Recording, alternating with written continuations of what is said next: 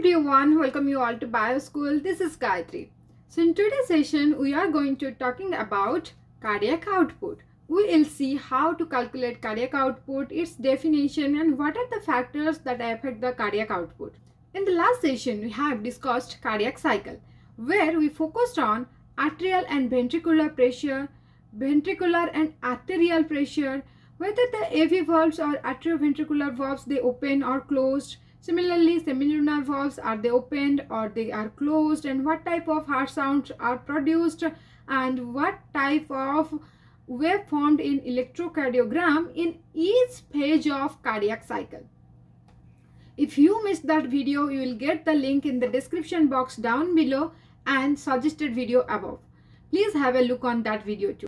So before starting today's video, I would like to thank you all for joining me today, and if you have not subscribed my channel yet, then please do subscribe, share with your friends, and stay connected for understanding biology in easy ways with solved previous year questions in upcoming days. So let's see cardiac output.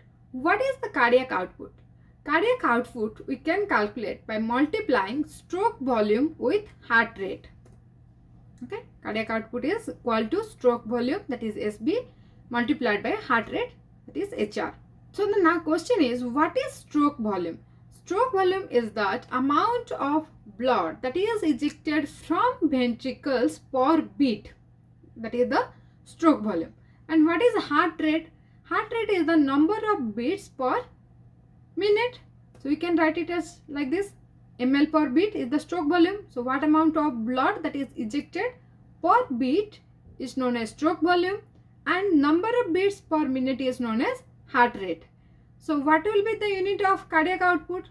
Let's cancel this beat. So its unit will be ml per minute, right? So now we can define the cardiac output as the amount of blood that is ejected from ventricles per minute is known as cardiac output. Okay. Then let's calculate the cardiac output of an adult in resting state. Okay. So in the resting state, the stroke volume, it will be 70 ml per beat, and the heart rate, it is 75 beats per minute. So what we will get? We will get 5250 ml per minute, that is 5.25 liter per minute. That is the condition of resting adult male. So the amount of cardiac output, it is equal to the total volume of blood that is present in an adult male. That means the total volume of blood that flows through pulmonary and systemic circulation per minute, right? This is the definition, and how can we calculate the cardiac output. Now we'll see what are the factors that affect the cardiac output. Factors affecting cardiac output. So as the cardiac output, it is determined from stroke volume and heart rate. So the factors that affect the stroke volume and heart rate will of course affect the cardiac output. So first we will see about the stroke volume. So stroke volume is SB, and the formula for stroke volume is SB equal to end diastolic volume minus end systolic volume. Okay, EDV is the end diastolic volume and ESV is the end systolic volume. So now what is the end diastolic volume and what is the end systolic volume? First we will look into that. So this is the heart. First this one is the inferior vena cava and this one is the superior vena cava.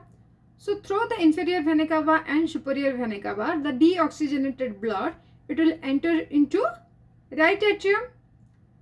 Okay. Then from the right atrium, passively around 105 ml of blood, it will enter into ventricle, into right ventricle. Okay.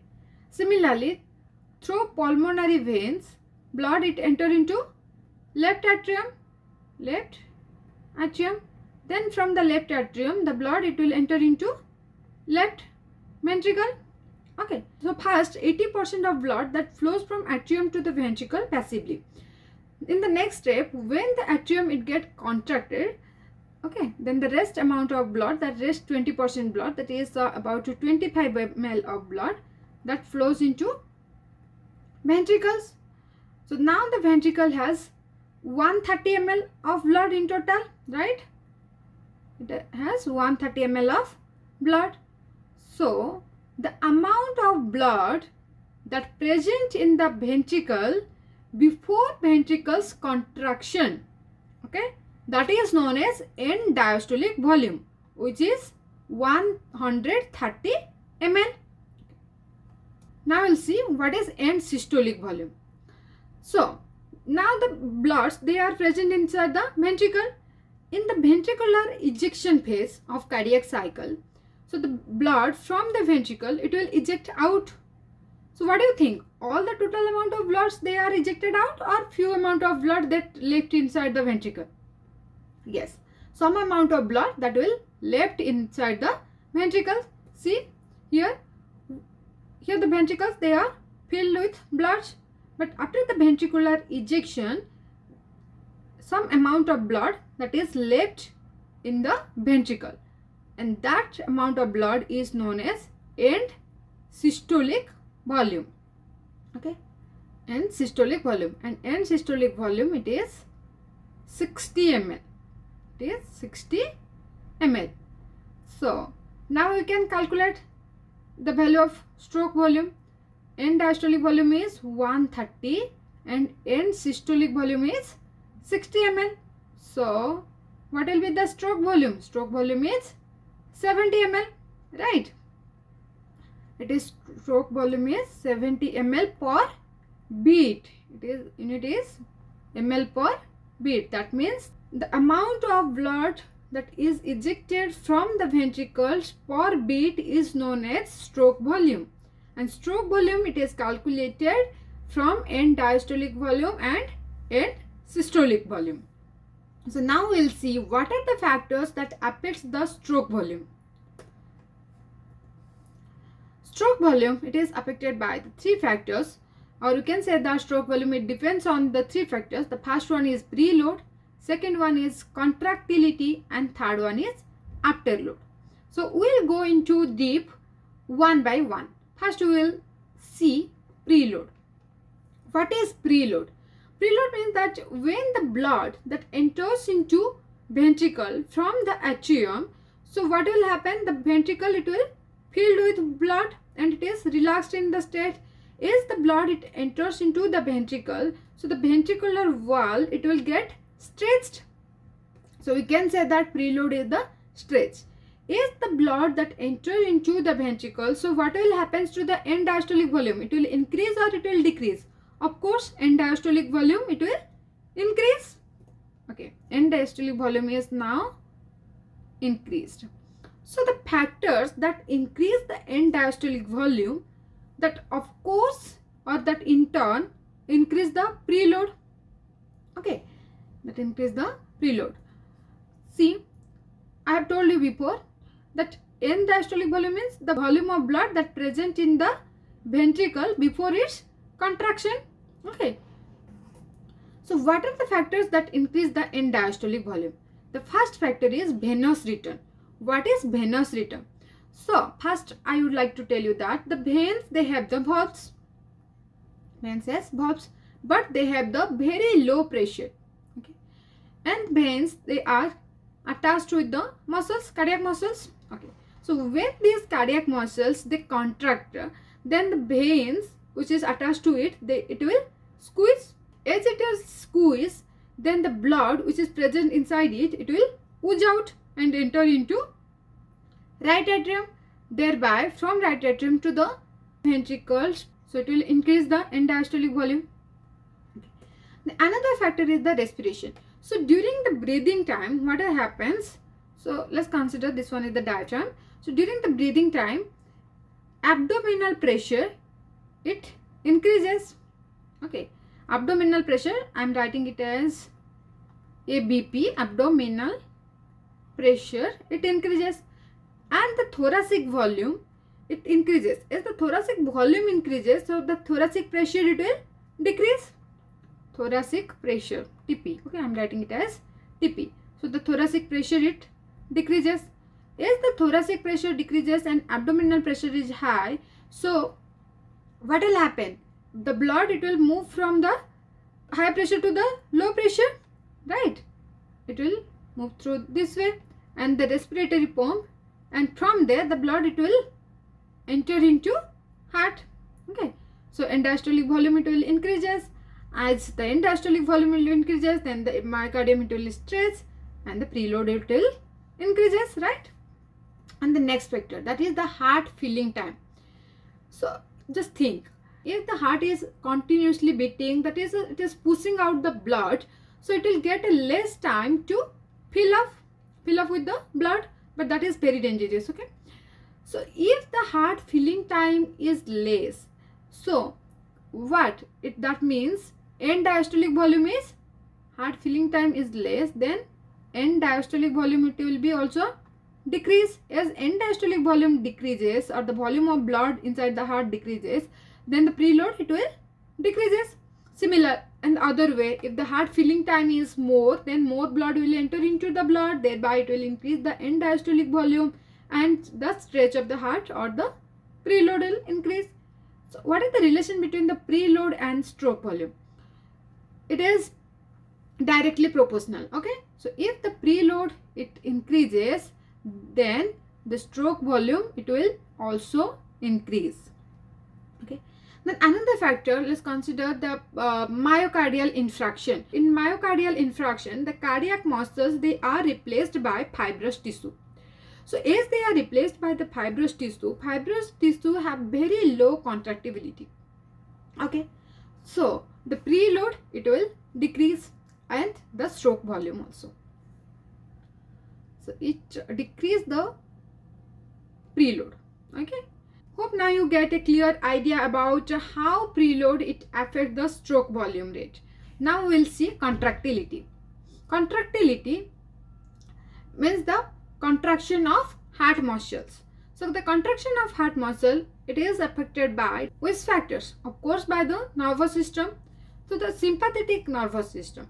Sympathetic nervous system it has secreted the hormone epinephrine and norepinephrine. Epinephrine and norepinephrine hormones they will bind to the receptor, that is beta adrenergic receptor.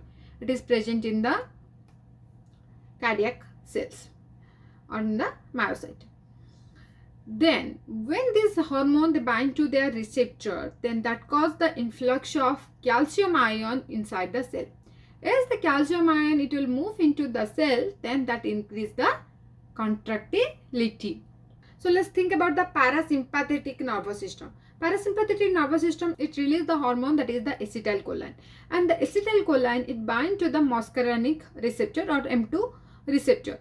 So when it bind to that M2 receptor, then it decrease the contractility. Okay, so contractility it is increased by sympathetic nervous system, but contractility it will decrease by the parasympathetic nervous system. Okay, parasympathetic nervous system it secretes the which hormone, that is the acetylcholine. Acetylcholine,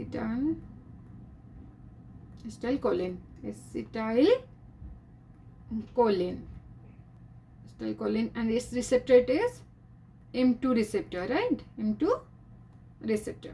Then let's see what the other factors that affects the contractility.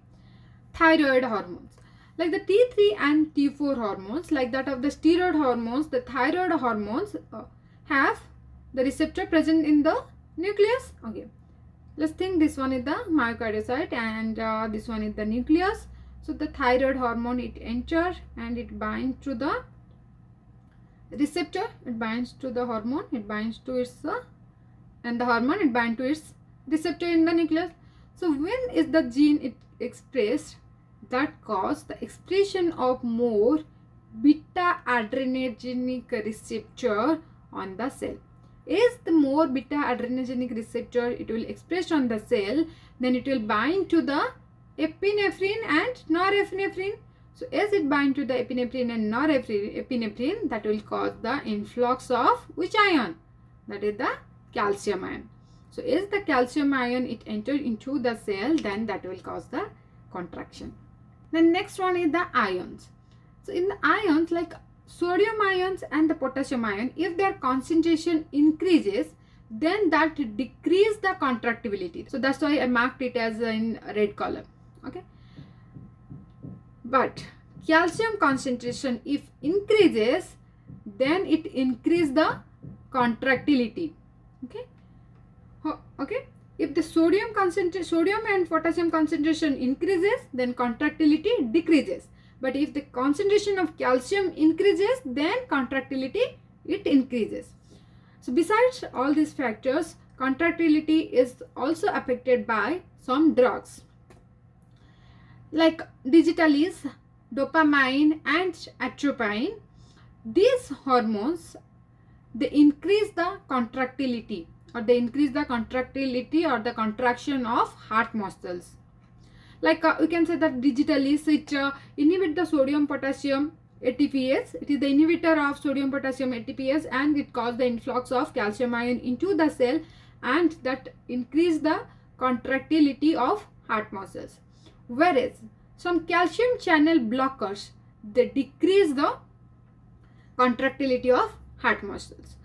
So the agents that affect the contractility of heart muscles are known as the inotropic agents. There are two types of inotropic agents. Some are the positive inotropic agents, some are negative inotropic agents. What are the positive inotropic agents? Sympathetic nervous system, thyroid hormones, calcium, and drugs like digitalis, dopamine and atropine are the positive inotropic agent. These are the positive inotropic agent that increase the contractility. These are the positive inotropic agents. Okay, and negative the negative inotropic agents like high concentration of sodium ion, high concentration of potassium ion, and the calcium blockers. They are the negative inotropic agents which reduce the contractility of heart rate. Now we'll look into afterload. What is afterload and how it impacts the stroke volume? So before that, just I forgot to tell you one thing. What is the relation between the contractility and stroke volume? Are they directly proportional or indirectly? Yes, they are directly proportional. If contractility increases, thereby the stroke volume will also increase. Okay, let's see the afterload. What is the afterload? Afterload we can define as the amount of resistance that must be overcome in order to eject the blood from ventricles. Okay. During the ejection of blood from the left ventricle to systemic aorta, what are the obstacles or what are the resistance are present that must be overcome in order to flow the blood or eject the blood from the ventricles. Okay, in order to eject the blood from the ventricle or from the left ventricles to the systemic aorta to throughout the body. So we'll see what are the factors that cause the resistance. First one is dysfunctional aortic valves. Okay, if the aorta or the valve which is present in the systemic aorta, that valve is dysfunctioned, like it is sclerosis or stenosis. Sclerosis means thickening of the valve. Okay, aortic valves. Stenosis means thickening and tightening of the aortic valves. As the valves they are thickened and the tight, as the valves they are thick and tight, then what will happen? Then the blood flow through them, it will reduce, right? Let's see if there is a pipe, water pipe. Okay, consider this one is the pipe through which water flows. If it is blocked or the hole it is blocked or it is tight, then water flow it will be reduced. Similarly, if the valves of the heart they are dysfunctional because of the stenosis or the sclerosis, then the amount of blood flow it will be reduced. Okay. Similarly, the other factor, the plaque. Think if there is a plaque formed over here, or it is called the atherosclerosis, because and the plaque it is formed because of the fat deposit. If there is a presence of a plaque, then can the blood flow at higher rate? No, the blood flow it will be restricted, or blood flow it will be reduced, right? Similarly, in other condition, if you think that the pressure in the aorta it is higher than the ventricular pressure, okay, if the pressure in the aorta is higher than the ventricles, then blood cannot flow from the low pressure to the higher pressure. right? So all these factors that cause the resistance for flow of the blood from the ventricles throughout the body, that is about the afterload. So now the question is, so if the afterload it increases, then stroke volume it will increase or decrease? Of course it will decrease. If the afterload it increases, then stroke volume it will decrease, and it is inversely proportional. But the preload if increases, then the stroke volume increases, contractility increases, stroke volume increases. But if afterload increases, then stroke volume it will decrease. So this is all about the factors that affect the stroke volume. And there is a law in relation to the end diastolic volume with stroke volume. That law is known as Frank-Starling law. So in the next video, we will see what is the Frank-Starling law and what is the relation between the end diastolic volume and stroke volume. Also, we will solve a question related to Frank-Starling law, or it is also called the Starling law. So stay connected. We will see that video in our coming session. Also, we will see how the heart rate is regulated. We know not only the stroke volume but also the heart rate it affects the cardiac output. I will make another video where we will look into how the heart rate is regulated by the nervous system, hormones, ions, age, gender, physical activity in details. So guys, please stay connected, press the bell icon so that you will get notification, and subscribe my channel. If you have any question, request and suggestion, then please put a comment below. I will come back to you as soon as possible. Thank you so much again for joining me today. Bye bye. See you in my next video.